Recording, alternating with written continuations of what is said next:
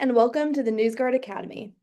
In today's video, we're going to look at how to interpret data from the Federal Election Commission database on individual contributions.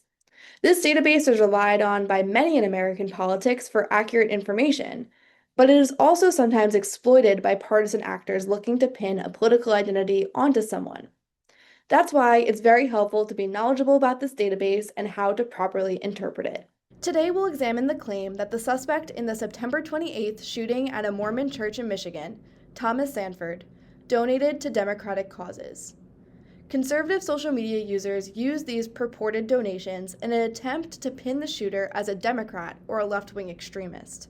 Just one piece of supposed evidence that accounts on both sides of the aisle have been sharing to label the shooter as an extremist on the opposite side of the political spectrum. Accounts spreading this claim posted a screenshot from the Federal Election Commission website purporting to show donations from Sanford to Democratic causes. However, while it is very blurry to see, the majority of the donations visible are to Blue Origin LLC Political Action Committee, which is a PAC for the aerospace company Blue Origin that gives equally to Democrats and Republicans.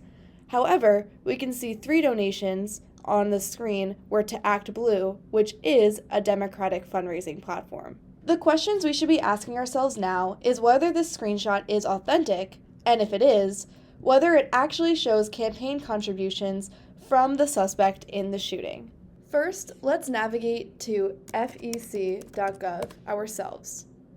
Here, we're going to click on Campaign Finance Data, and then navigate to All Data.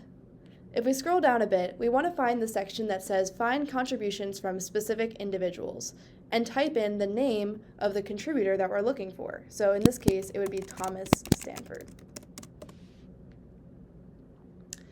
Here we can see that there are 996 results. That's a lot of data to sift through.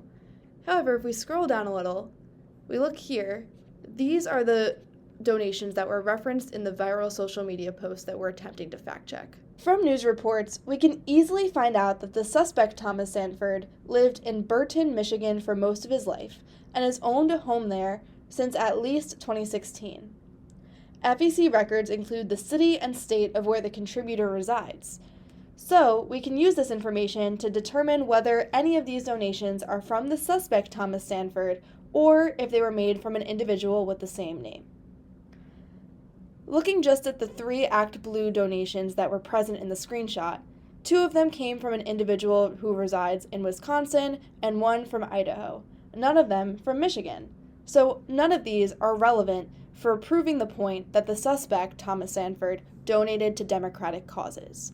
However, we can also search through all 996 results. To do that, let's go to the side here and filter through the city for Burton. And here we can see that there's 0 results for Thomas Sanford, who lives in Burton, making this claim false. While it is possible that someone could put a fake address on their donation records, that would be a false statement to a federal agency, which is prohibited by law. As we saw in today's video, the FEC Individual Contributions database is very simple to navigate.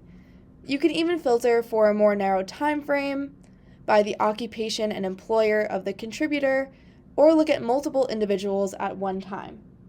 This is very useful when trying to verify claims about the political leaning of a suspect, as we saw in today's example. This is just one tool that can be abused by bad actors to attribute a fake political leaning onto a suspect. It's important to be wary about any declarations that someone falls into one camp or another without waiting for an official investigation to be concluded. Thanks for watching the NewsGuard Academy, a video series offering practical tips to spot falsehoods and verify information on your social media and newsfeed.